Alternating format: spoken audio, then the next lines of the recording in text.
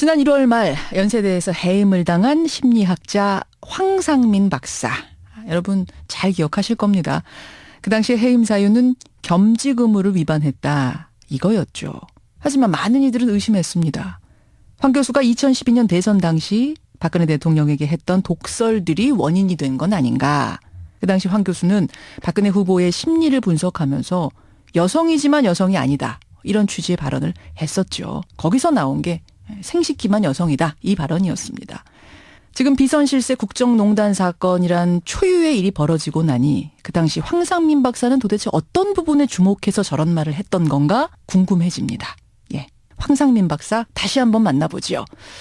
황 박사님 안녕하세요. 네, 안녕하세요. 지금은 완전히 해임이 되신 상태인가요? 네, 해직 교수 상태에 있습니다. 근데 해임의 공식적인 이유는 겸직 금지 의무를 위반했다 이거였는데 네. 황 교수님은 계속해서 해임의 진짜 이유, 다른 이유가 있을 것이다 계속 주장을 하고 계세요. 네, 박근혜 대통령 후보일 때 했던 발언도 있고요. 그 이후에 다른 언론의 인터뷰에서 예. 그분을 한마디로 표현하면 촛불을 앞에 둔 무녀와 같은 그 인상을 받았다라고 하는 표현을 제가 썼었어요. 촛불을 앞에 둔 무녀와 같다라고 분석을 하셨어요. 네. 몇 개월 지나고 거의 저 생각에 한 1년쯤 지나고 친구를 만났더니 예. 황 교수 너 VIP를 촛불 앞에 둔 무녀라고 이야기한 적이 있냐고 그래서 이야기했다고 그랬더니 그 이야기를 청와대에 있는 친구한테 자기가 들었다면서 그 사람들이 너 죽이겠다고. 너 죽이겠다고 하더라 청와대 사람이? 네, 청와대에 있는 애들이 너 죽이겠다고 그러더라. 그러면서 걔네들이 황 교수 그걸 어떻게 알았지? 이런 식의 표현까지 썼는데 그게 무슨 말인지 아냐? 그래서 뭐 그걸 지들이 알지 내가 어떻게 아냐? 아니 황 교수가 그걸 어떻게 알았지라는 게 무슨 말입니까? 그한테 야 그게 뭔 말이냐고 그랬더니 나도 몰라 이러더라고요. 그러니까 그 촛불 앞에 선 무녀 같다.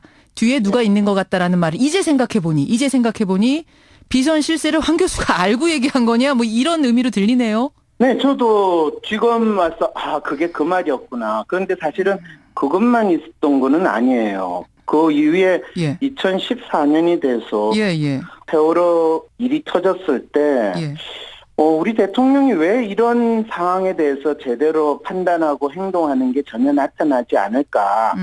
그래서 이분의 심리 상태는 대체 어떻길래 궁금하기도 하고 정확히 알아야지 앞으로 어떤 일이 벌어질지를 이해할 수 있겠다 싶어서 그런 그분의 심리에 대한 분석 연구를 2014년에 했었어요.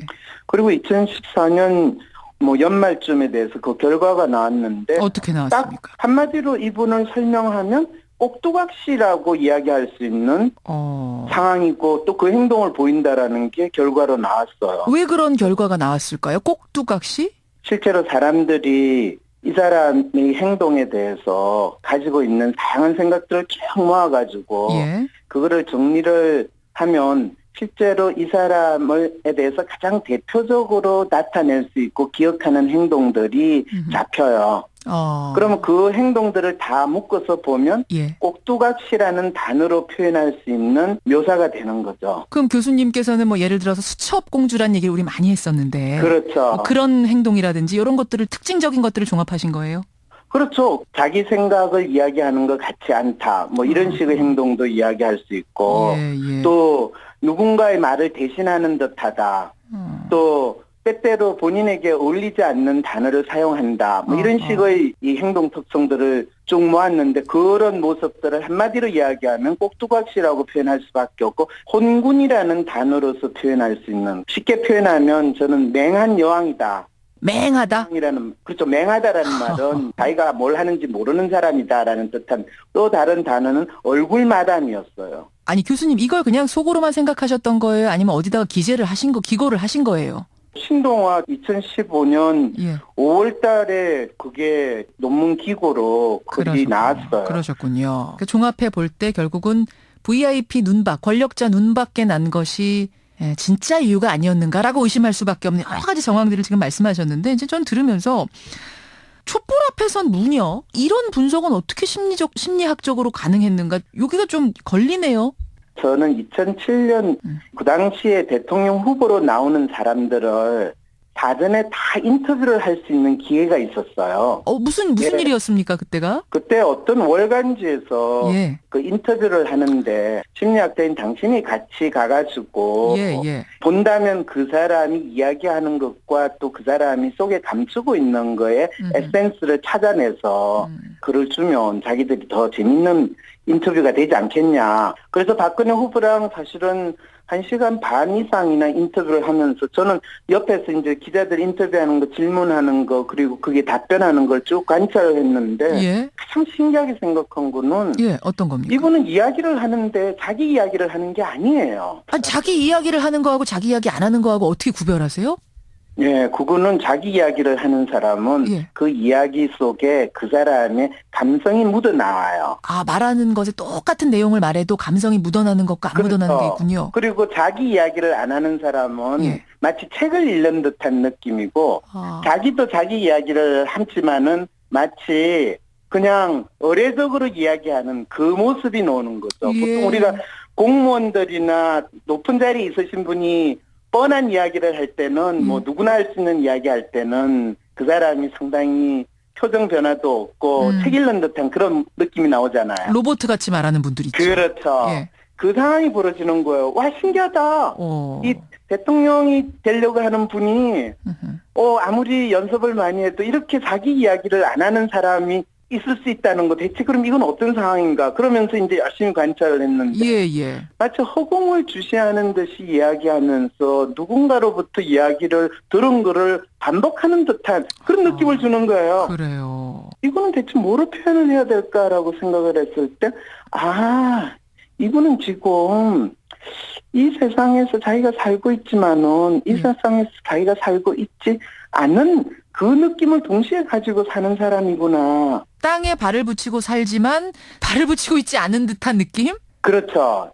그래서 제가 이런 상황을 가장 잘 경험하는 사람들이 마치 다른 세상에 있는 사람의 마치 소원을 들어주거나 하늘풀이하는 듯한 그런 심리 상태를 가진 사람이면 누구를 대신해서 치성을 드린다든지 마치 그런 사람 구슬한다든지 그런 사람일 것 같아서 그럼 이거는 촛불을 앞에 둔 무녀고 이 사람이 대통령이 되려고 하는 거는 자기가 뭘 하겠다는 게 아니라 당연히 자기는 대통령이라고 믿는 또는 대통령이 돼야 된다고 생각하는 그런 거지 이 사람이 특별한 일을 하려고 하는 게 아니다 라는 생각이 들은 거죠. 그렇군요. 그런 경험들을 종합해서 여러 가지 심리들을 이야기했는데 그것이 화근이 돼서 이렇게 해임까지 간 거 아니냐 이런 말씀을 제가 하시는 건데. 그런데 그거보다 또 하나 김성주 씨 당시 새누리당 공동선대위원장이라서 저 연세대학교를 찾아와가지고 한 교수를 해임시켜라. 그리고 정가병 총장은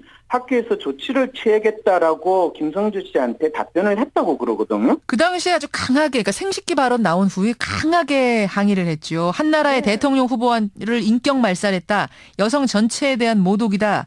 황 박사 정신병자다. 이런 표현까지 나왔거든요. 그러게요. 그런데 저는 더 웃긴 게 그 당시에 그 내용을 이야기하는 거는 여성 인격 모독하고 전혀 관계없이 대한민국에서 여성으로서의 삶, 특히 핍박받고 어려움을 겪는 그런 여성의 삶을 전혀 겪지 않으신 분이 갑자기 여성 대통령이라고 나오니까 이거는 도라지를 산삼이라고 주장하는 그런 사기극인데 라는 생각이 들어서 아니 그거는 아니지 않아요. 다른 의미에서 사실은 그렇게는 하면 안 된다라는 느낌에서 사실은 그 이야기를 했던 거거든요. 그런데 그거를 그리고 아무리 본인이 돈이 많고 또 정치적인 파워가 있다고 해서 대학교를 찾아와서 교수를 잘라라.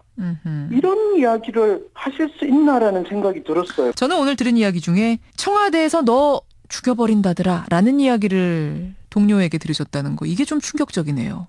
아무리 외부의 압력이 있다 하더라도 테뉴가 있는 정교수를 뻔뻔하게 다룰 수 있는 대학이라는 거 사실은 저는 이 생각을 설마 하면서 몇 달을 지냈어요. 그런데 이게 나랍니까라는 말이 대학도 마찬가지구나라는 생각이 들었습니다. 문학의 블랙리스트 이야기를 우리가 요사이 한참 했는데 황 교수님 이야기 들으니까 학계에도 블랙리스트가 있었던 모양이네요. 네. 어쩌면 지금 국민들이 엄청나게 스트레스를 받는 거, 또 어떤 분은 그러더라고요. 이게 최순실 스트레스야 그러는데 그건 최순실 스트레스가 아니라 박근혜 스트레스고 예. 이거는 전지전능한 능력이 있는 여신과 같은 존재가 갑자기 꼭두각시라는 것을 느낄 때 이거는 애국자라고 생각했던 사람이 내국노가 되거나 그런 상황이 됐다는 걸 느낄 때 인간이 가지는 충격, 그거를 온 국민이 지금 벌써 한 달 이상 느끼고 있는 상황이 돼버렸거든요. 그렇죠. 예. 아주 엄청난 일을 지금 우리가 겪고 있다는 생각이 듭니다. 엄청난 일을 겪으면서 이럴 때일수록 우리가 더 정신 바짝 차리고요. 우리의 높은 국민성이 높지 않습니까? 이걸 제대로 보여줘야 될 것 같습니다. 여기까지 말씀 듣겠습니다. 황상민 박사님 고맙습니다. 네, 안녕히 계세요.